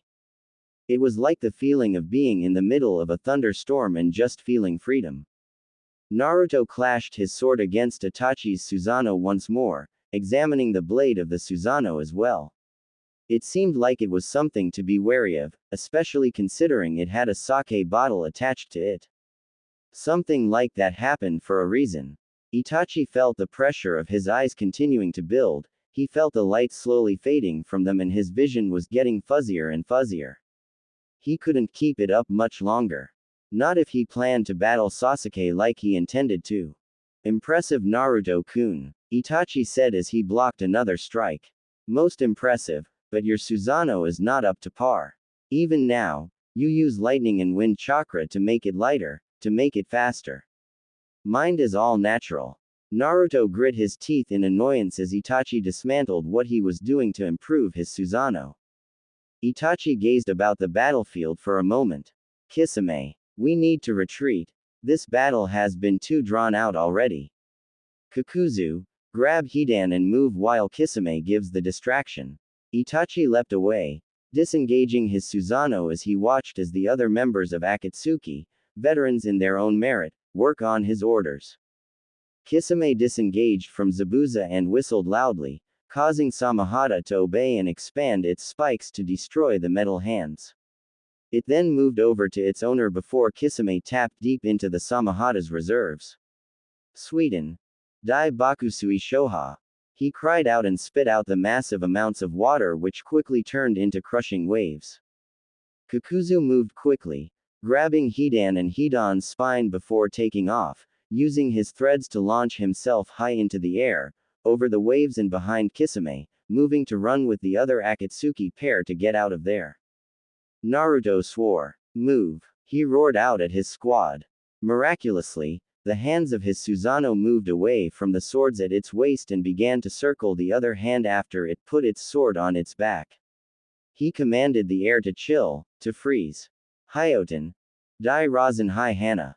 He roared out as he drove his hand forward with his Susanoo into the crushing waves. The chakra construct violently exploded, both the massive Rasengan and the Susanoo. All the water, as impressive as it had been, that Kisame had summoned up was frozen solid into a twisted icy sculpture. Naruto fell onto his hands and knees coughing up blood as he tried to calm himself. You fool! Kyuubi screeched at him from inside his mind. You used too much chakra. Your coils are collapsing or exploding. Can you fix it? Naruto asked as he attempted some medical jutsu to try and help his own body along. She snarled in his mind. Maybe. Naruto began to feel her chakra surge. Damn, damn, damn. Haku moved over and began to look over Naruto's body. Damn, she muttered as she began to reach into her pouch for some pre-made medicine. It wouldn't completely stop the problems, but it was useful for chakra exhaustion. She forced Naruto to drink it down. Naruto swallowed the bitter medicine and slowly stood up. Q-chan, can we make a summon and 2 jumps? Give me 20 minutes you idiot and then I'd say you will be able to. You'll be bedridden for a week at least afterwards with chakra exhaustion, but you'll survive. Naruto nodded softly and sat down. Take 30 so I can give a mission debriefing. Stubborn fool, Kyuubi said as she focused with him on healing the damage. The medicine helped and she was quite thankful for his ability with medical ninjutsu, allowing them both to direct her chakra in a healing manner to the more damaged areas. While the others were fighting, they were not only using their own personal chakra but siphoning it off of Naruto. That, coupled with summoning them and using the Susanoo and the massive Hyoten variant Rasengan, Naruto was lucky to have any chakra left. Kyuubi lightly touched her cheek feeling wetness. She realized she was crying and shook her head a bit.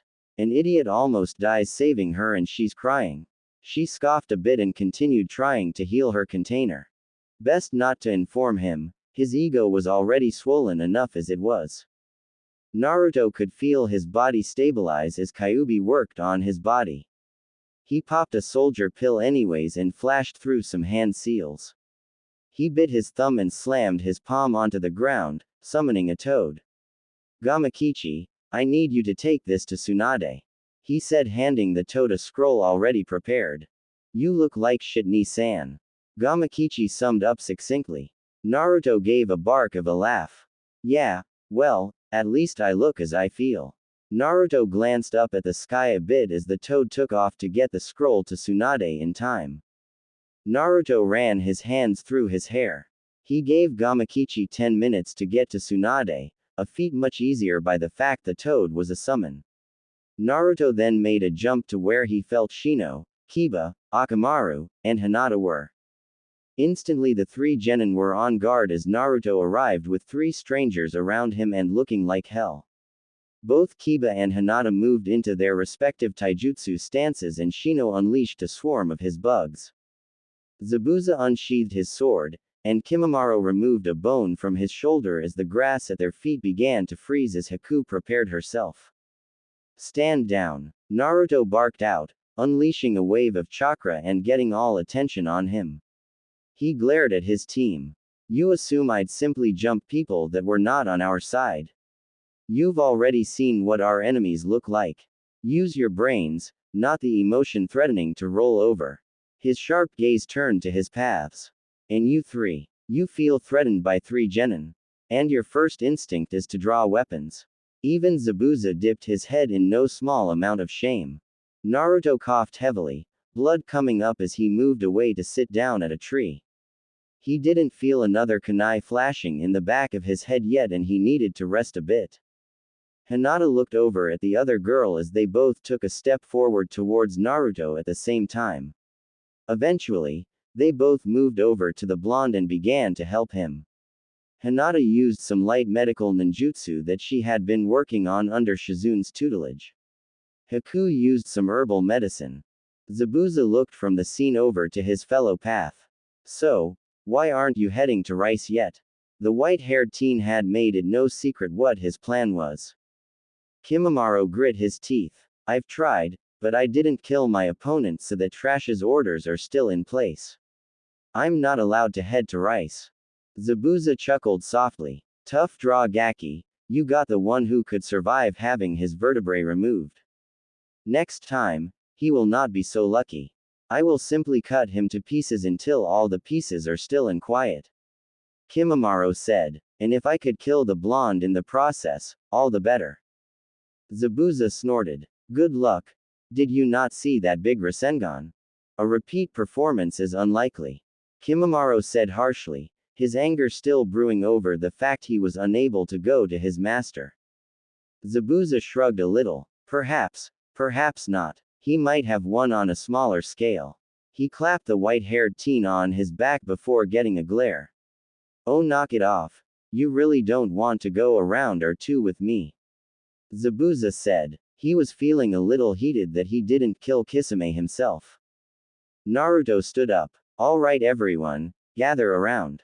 He called out. We got one more jump to make and I need all of you touch me or else you're running back to Konoha. Naruto told the group. They all moved over, some with begrudging looks about them. Still, The 6 people and the 1 small puppy all moved to touch Naruto either on his arms or shoulder. Akamaru was holding onto his leg. In a flash of yellow, Naruto and company made it to the Hokage's office where Tsunade was looking on with a serious look on her face. Team 8, you're dismissed. Tsunade said, her tone a little sharper than she had meant it to be. The 3 instantly straightened and gave a salute before they left, Kiba taking up the rear after collecting Akamaru. Jiraiya, get Yorin here now. Anbu, leave and seal the room. Tsunade said. The Anbu left the room after Jiraiya got in through the window and the room was quickly sealed. Tsunade looked to Kimamaro's passive face, to Zabuza and Haku who were looking around, no doubt assessing points of entry and exit. Being on the run for so long, such things were important to know. How in the hell did this happen? Tsunade asked, motioning towards the 3 shinobi that were believed to be dead, that were confirmed dead. So I was minding my own business, Naruto began. Tsunade slammed her hand on the desk, literally shaking the room and cracking the wood. Bullshit, she roared out. I was, Naruto said, trying to calm Tsunade down before she hurt him. Jiraiya looked on with something akin to pity and kinship. It wasn't very comforting for Naruto. And what exactly happened while you were minding your own business? Tsunade asked. She gave him a look that purposely said that if she didn't like the answer, he was going to be hurting. Naruto held his hands up a bit. Okay, so you got the full report behind the Taki mission, right? Well, after breakfast with Fu, I made a shadow clone. It was just to wash some dishes while I continued to talk with Fu. Unfortunately afterwards I didn't dispel it and I didn't really focus on the memories, so I wasn't able to confirm that it did in fact dispel. Turns out it didn't, Naruto said. Tsunade nodded once. She was of the understanding that some of Naruto's clones ended up having their own little quirks. Well, Naruto began. Flashback. Naruto finished with the dishes and sighed before taking them back to Naruto Prime and Fu. He set them on the table and listened for a moment as the 2 Jinchuriki discussed things and sealed other things away. He was about to dispel himself when an idea clicked in his mind. Usually, such ideas would happen and disappear just as quickly as they had come. Clones were summoned for either some mundane task around Konoha where they'd be caught and dispelled, or for battle where they would be dispelled when it was done. This was neither Konoha, nor was it a battle. The clone slipped away while Naruto was distracted by Fu. Once outside of the tree home once more, the clone took off running, feeling a small sense of freedom. It ducked, dodged and leapt over the branches and other things that could cause it to dispel. He eventually got out of the forest and was on a road. Naruto inhaled deeply, smelling its freedom. Let's see here, Naruto said as he looked around. Wave and rice are that way, he said, finding his bearings. I wonder how long I can last if I eat and rest like an actual person. He shrugged a bit and took off running. He knew he was running on limited time. He found the border of fire country and rice first and gave a slow whistle as he saw the real extent of what Kimimaro had done. He hadn't really been paying attention at the time, instead he was more focused on getting Sasuke back. He touched the bones softly, actually surprised that they were bones. Holy hell, this guy did a number on this place. Naruto drew the copy of the Kusanagi and tried to cut through the bone, but was unsurprised when he was unable to. Naruto glanced around and saw a figure hanging limp. He moved around to under it and stared upwards. He looked to some of the sand around him and reached down. He put some of his chakra into the sand and soon had it swirling around at his feet. He rose up on a platform of sand to look at the dead Kimimaro. What a waste, Naruto said softly. Naruto drew upon the powers of his Rinnegan and he placed his arms under Kimimaro's shoulders. He exhaled before he channeled his chakra through Kimimaro and into the bone, slowly drawing Kimimaro out in his dinosaur-looking form. Naruto then took Kimimaro to the ground and set him down and looked at him for a moment, crossing his arms. Kimimaro was in rough shape. It looked like scavengers had taken to pecking at his skin for an easy meal. He knelt down and began to use some basic medical ninjutsu to seal up the wounds. Something caught the corner of his eye and H turned to see something interesting. There, floating in the sky was a second Kimimaro, looking rather see-through. Naruto stood up, tilting his head a bit as Kimimaro tried to say or do anything, like he was threatening Naruto. The blonde instead began to move around Kimimaro slowly. Fascinating, he whispered softly. Through his studies into the Rinnegan with the scroll he was given, he knew most souls would move on after they died. Only those that felt like there was something left they could do or offer stayed in the realm of the living. Naruto glanced down to Kimimaro's body and then to the spectral form in front of him. He could do it. Naruto moved back over to the body and rolled it over. From there he began to work on Kimimaro's spinal column. With the Rinnegan, he was able to summon these black metal rods of all shapes and sizes. Well, with some smaller ones, he embedded them into Kimimaro's body, near tendons and ligaments, things that Kimimaro couldn't so easily remove or dig out. Naruto then began to inscribe the seal work underneath Kimimaro for the powers over the Rinnegan that he was going to be using. Naruto had never done this before, but he had a fair idea of how to do it. Naruto took more than a couple steps back and he activated the seal. He felt the infusion of his chakra, his rather considerable reserves dipping. He shot out a blackened chakra chain through Kimimaro's body and it attached to the spectral form of Kimimaro's soul and he yanked. Naruto didn't want a mindless puppet that he, or rather the original, had to command while in battle. He wanted someone able to fight on their own. Unfortunately, Naruto forgot about the rather fanatical obsession that Kimimaro had for Orochimaru. Almost as soon as he had motor function once more, Kimimaro removed a bone from his arm and charged at Naruto with the intent to end him. Naruto acted fast, or as fast as he could. Stop, he commanded just as he was about to be impaled. He could see the rage in Kimimaro's eyes, he could see the struggle the Kagaya was putting up against the command while he tried to push the bone spike into Naruto's chest. I will kill you, trash. Kimimaro said as he grit his teeth to try and will through the command, but unlike his illness, the command was more absolute. Naruto took a step back, breathing a little heavier. No, you won't. You're one of my paths now, made through the Rinnegan.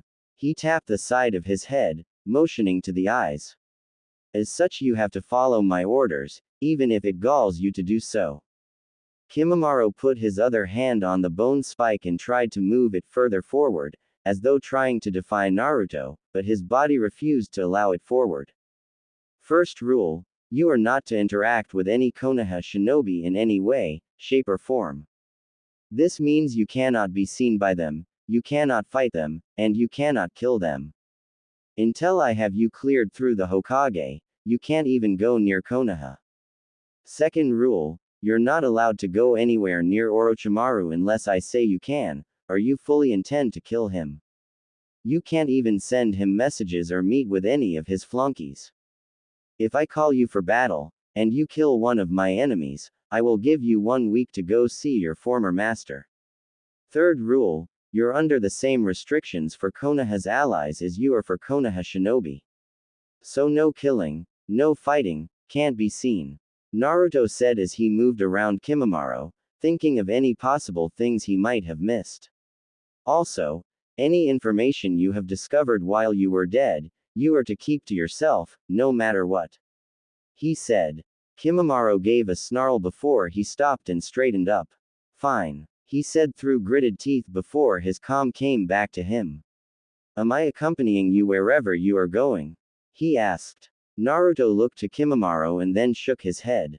Nope, not at all. He said before he waved and started heading off. Just follow the rules, he said cheerfully. Kimimaro watched the blonde leave before giving a sigh. It would seem he would have to survive on his own for a brief time. Naruto took his sweet time getting to wave, he walked his way there and he found something interesting. If he ate and slept, he would regain some lost chakra, but not as much as if he would be the original. So it meant he was on a time limit, even still. Eventually, Naruto was crossing the bridge, eating some wild fruit he had found along the trip. He paused as he saw the name of the bridge. You've got to being kidding me, the Great Naruto Bridge? He asked himself. Naruto grinned a bit and headed across the bridge. He got to the other side and was surprised at how much Wave had prospered in the past 9 months. Wow, he said as he moved about. Shipping was at an all-time high, it seemed, for the small country. Naruto made his way over towards a familiar home, wanting to go see the old drunk and his family. He moved over the top of the steps and knocked softly on Tsunade's door, wanting to see if anyone was home. Inside, Tsunami was in her room on her bed.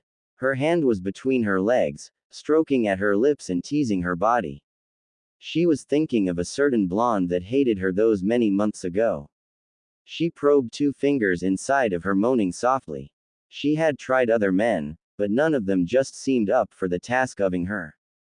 She whined as she heard the door. Go away, she whispered, wanting to find the release in the only manner that she could. Her hand brushed along her and she ran her thumb over her nipple, whimpering. Oh. Again a knock sounded at her door and Tsunami gave a loud groan of displeasure.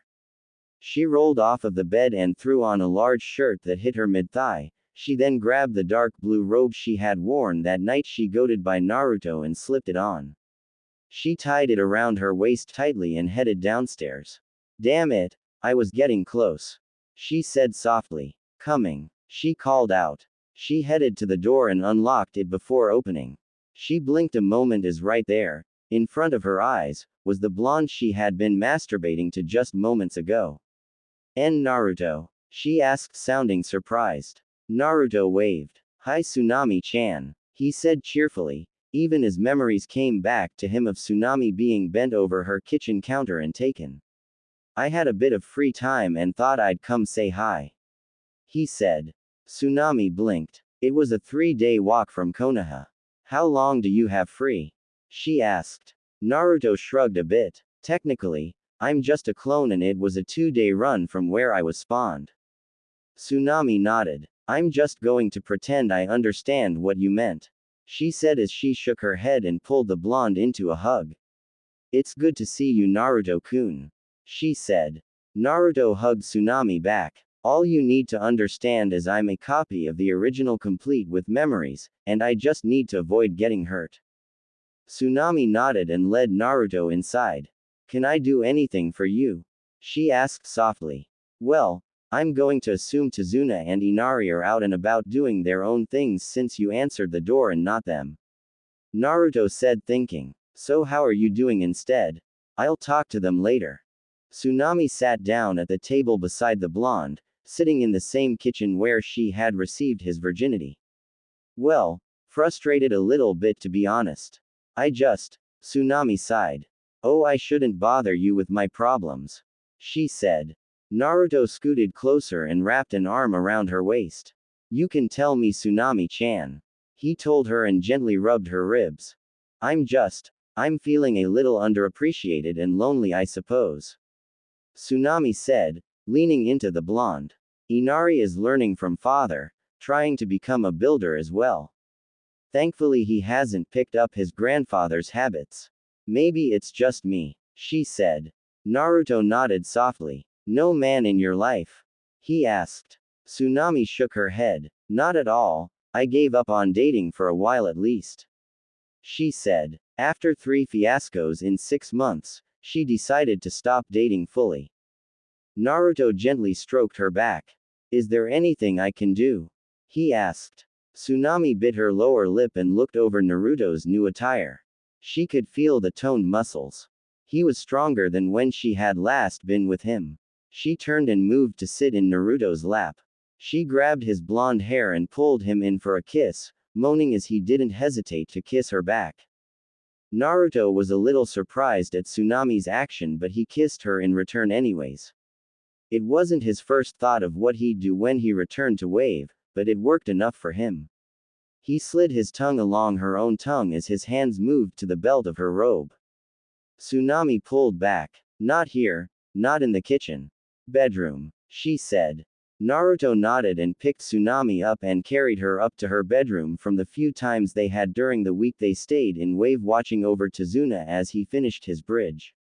Her door was quickly opened and he dropped her on the slightly larger bed.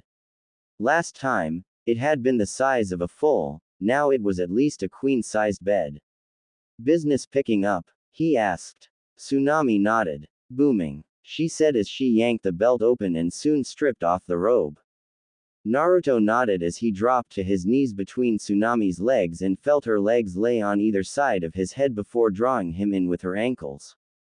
Seems like someone is quite wet, Naruto said, gently touching the folds of Tsunami's. I was taking care of some physical needs when you knocked, Tsunami said as she slid her hands through his blonde hair. Naruto raised his eyebrow a bit. Well, I best take care of those then. He dipped his head down and his tongue began to probe inside of her body. She tasted sweet, and his tongue worked her tight body over slowly. He caressed her inner walls and made her back arch as his hands slid up and cupped her shapely rear. Oh Kami, she whispered as she raised her hips up to the blonde's mouth. He definitely knew what he was doing as his tongue brushed against her inner walls. She had always preferred a man that took his time exploring her body. Her hips rolled against his mouth as she moaned. She released his hair with one hand and grabbed her, squeezing it firmly. Oh, she whispered. Naruto leaned in closer, his eyes closing as his teeth grazed against her lips. He reached up with one hand and grabbed her, squeezed it firmly and brushing his thumb over her nipple. She tasted sweet, with a hint of salt. All he knew was he enjoyed her taste and it made him eager for more. Small little growls coming from him and teasing her body with the vibrations. Tsunami cooed softly and she wrapped her legs around Naruto tighter, forcing him to press against her body a bit more. She grabbed his hand and brought it up as high as she could, bending at her waist a bit so she could take his index and middle fingers into her mouth, swirling her tongue around them and between them, imagining it was something longer and thicker. Naruto glanced up to the woman he had first had with, the woman that was licking at his fingers like they were his. He could feel the little twitches inside of her at her desire. He drew back completely and heard her whine. Naruto stripped off his top and quickly unbuckled the belts holding the swords on. He then kicked off his boots as he unzipped his pants. Soon they were gone and he was moving onto the bed with Tsunami. He straddled her head and then moved down once more, his tongue working at her and his hands grabbing her nice. Tsunami closed her eyes, feeling the pleasure return to her dripping wet womanhood and the feel of a nice, hard meaty on her face. She began to lick at it, having to reach up and grab it to adjust it a bit. She took it into her mouth, and swirling her tongue around the tip. She shuddered at the reminder of that phantom taste she had all but forgotten over the months. She grabbed Naruto's rear and felt him begin to buck into her willing mouth. Naruto thrust his into Tsunami's mouth, remembering vividly how she wanted it. It wasn't to get him off, it was meant to get her off, and the way her was giving little spasms around his tongue, he knew she was getting close. His balls bounced off against her nose and top lip and that was it for her. Tsunami could feel the young blonde stud in her throat and pulling out and she came. Her entire body twitched and her toes curled as her legs gave small spasms. She groaned around the thick as she had her orgasm, her juices leaking liberally onto the blonde's face and tongue. She breathed hard as the she had been enjoying was taken from her. Naruto licked his lips a bit as he looked to Tsunami. You'll get to enjoy a thick load in time, Tsunami-chan, he told her as he moved to position himself between her legs. For now, he drew her legs up over his shoulders and leaned into her. He grabbed his and pushed inside of her wet, making Tsunami's body tense as she felt herself getting stretched so pleasurably once more. Naruto grabbed both of Tsunami's wrists and dragged them over her head, dominating the shapely MILF by not letting her move anywhere. Tsunami's eyes showed the pleasure she was feeling as her body felt like it was being split into pieces. She knew it was partially due to the position that the blonde had chosen. It was meant to make her feel small compared to his and it was working wondrously. Oh Kami. She called out as her hands balled into fists, trying not to come too quickly. Naruto grunted as he started at a hard pace, keeping Tsunami pinned down as his blue eyes pierced into her eyes. He pinned both her hands with one of his and moved the other to squeeze her through her shirt. He pinched her nipple as he'd her harder, feeling how her body responded to every thrust as he minutely adjusted the angle to find the best one.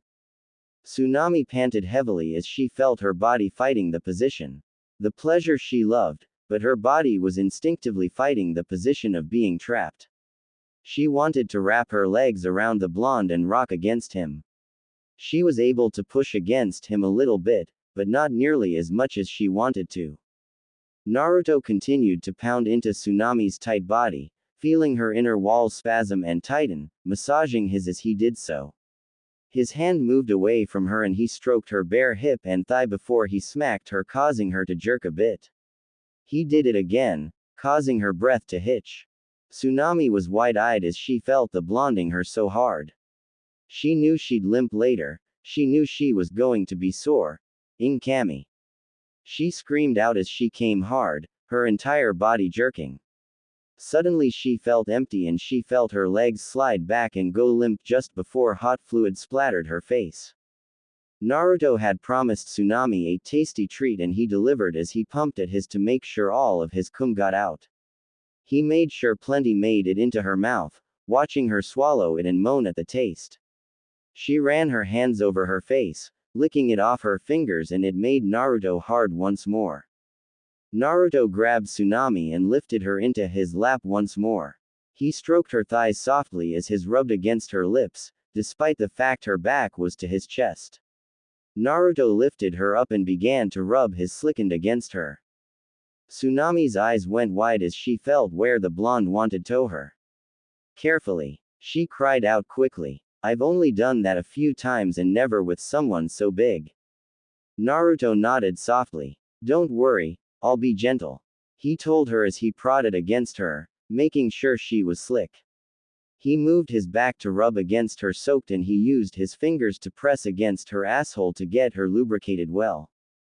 Tsunami breathed a little heavier as she felt the fingers work against her asshole, prodding in carefully from time to time. His would return to her from time to time to slick her up once more, only for his fingers to move back once his left. He took his time in lubricating her tight hole and she was rather eager to try having Naruto like that. Naruto grabbed his in one hand and gripped Tsunami's hip as she rose up. He guided her down and carefully slid his inside of her asshole, feeling her push down slowly with help from the lubricant. She was relaxed well enough, telling him she had done it plenty before to know to relax. Tsunami braced her hands against her headboard as she felt the blonde pushing into her. She moaned as he felt him go deeper than any other man had gone before. She breathed heavily, trying to figure out why she enjoyed it so much. It then occurred to her. She had enjoyed the prep work quite a bit. She was tight. Naruto had that much to say. It was actually difficult to more in and out of her in the position, slowly raising her up and down by her hips. She rose up and down herself, using her legs to help, but Naruto was still doing quite a bit of work. He rolled his hips upwards as he helped.